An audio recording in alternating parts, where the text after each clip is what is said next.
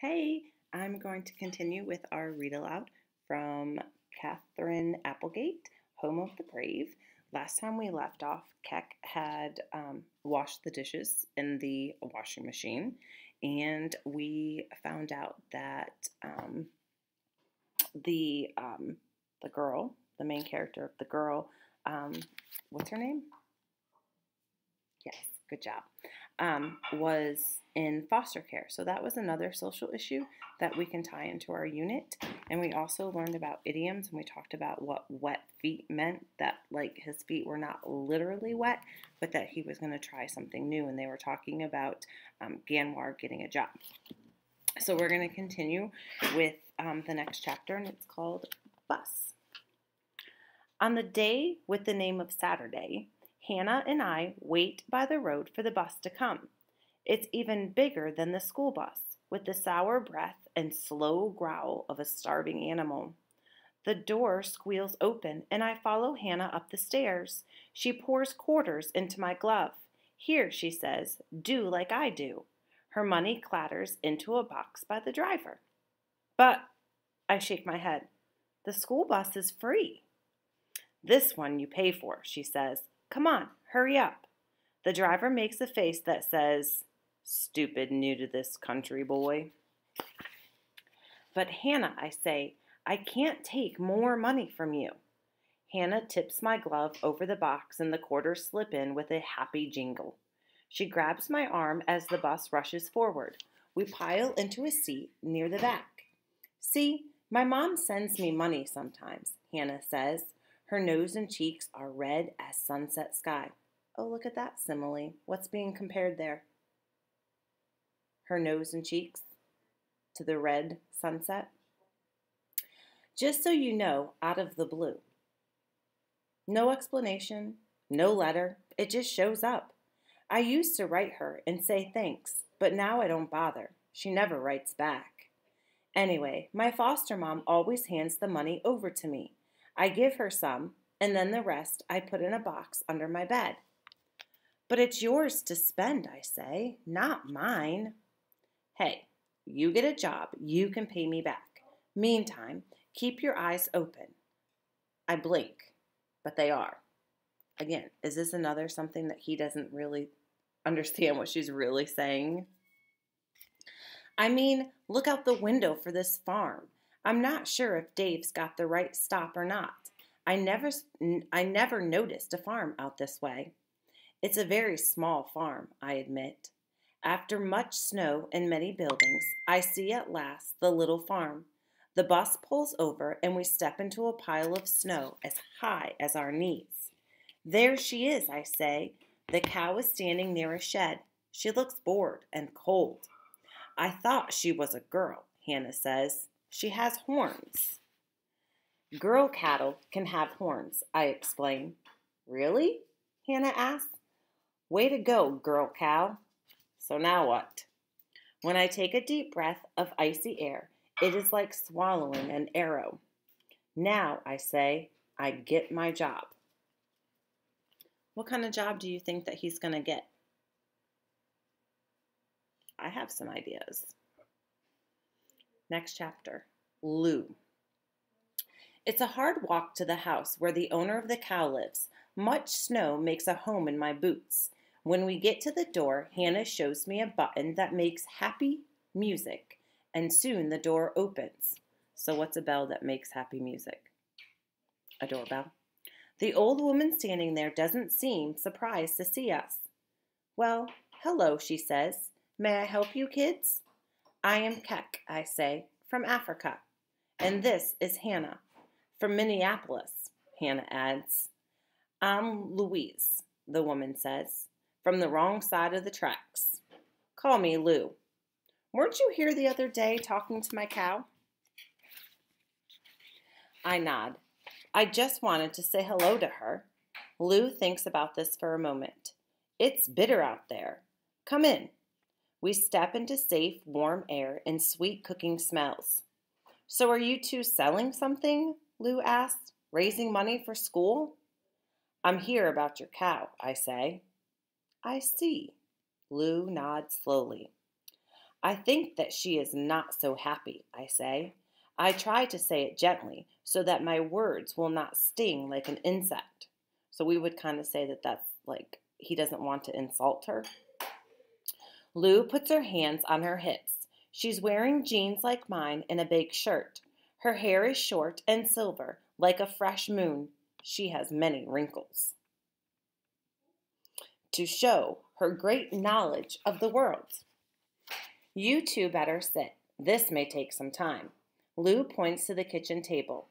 I was unaware that my cow's depressed, although I'm not entirely surprised. She's seen better days. Lou pushes a plate of cookies in front of us. Chocolate pieces, teased like jewels in sand. Please, she says, have some. I don't want to be impolite, so I take 5. He's big on chocolate, Hannah explains. Lou laughs. Now tell me, Keck, how you come by your knowledge of cows. Next chapter. Cows and cookies. Doesn't get much better than that, does it? Of course I want to answer, but I know it's important to eat all the cookies first, so that Lou won't be offended. Hannah helps. See, Keck just got here from Africa. He's staying with his aunt and cousin, and he accidentally put her dishes in the washing machine. And now we need some money to buy new ones. And since in Africa his family had lots of cattle, he thought maybe you could use some help. She pauses to take a bite of cookie, and now she can't talk either. Lou says. She goes to the cold, tall box to get some milk. What's a cold, tall box? Refrigerator? I'm a little sad to see that the milk is not the chocolate cow kind. She pours the milk into glasses and watches while we drink. My husband's family came here from Norway, Lou says, and my great-great-grandfather came to the U.S. on a boat from Ireland. She pours herself a glass of milk. But Africa, wow, how are you handling winter? So that brings us into another social issue about immigration and how people come here from different countries and the differences that they experience here in America from what they are used to in their homeland. The cold hurts, I answer, but the snowballs are good. Lou smiles. So tell me why you think my cow is unhappy. It isn't because you don't care well for her, I say quickly. Not as well as I should, Lou says. My husband died last year, and with my achy bones, I'm having a hard time keeping up.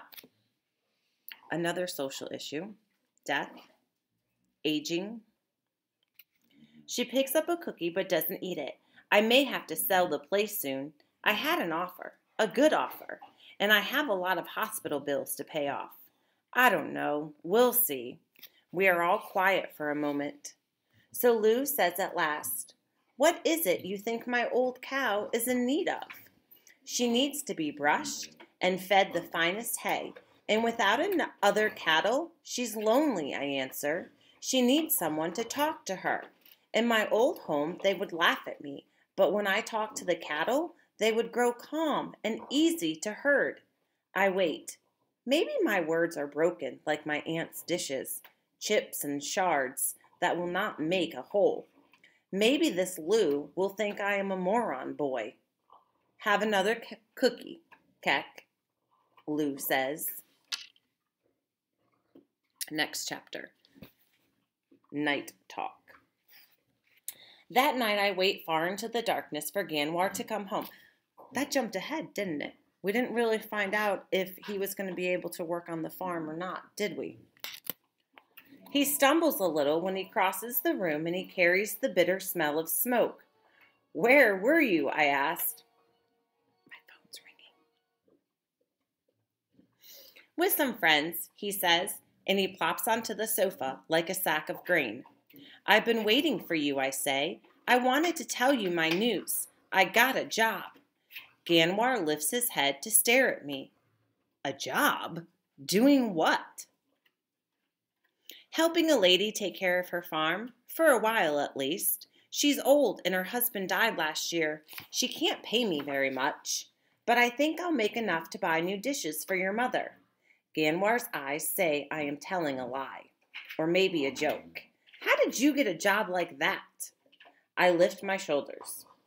I just went to her door and asked. Her cow didn't look good. Father would never have owned such a sad-looking animal. Ganwar drops his head and covers his eyes with his hand. Amazing. You just went to her door? I nod. I've been here a year and a half, Ganwar sighs. You've been here, what, a week? We're quiet for a while. I can hear the cold box humming. I do not want Ganwar to be angry with me. I want him to understand because he's the only one who can. I miss the cattle, I say. I miss moving them, watching them gaze, the sun so hot on your back, father singing.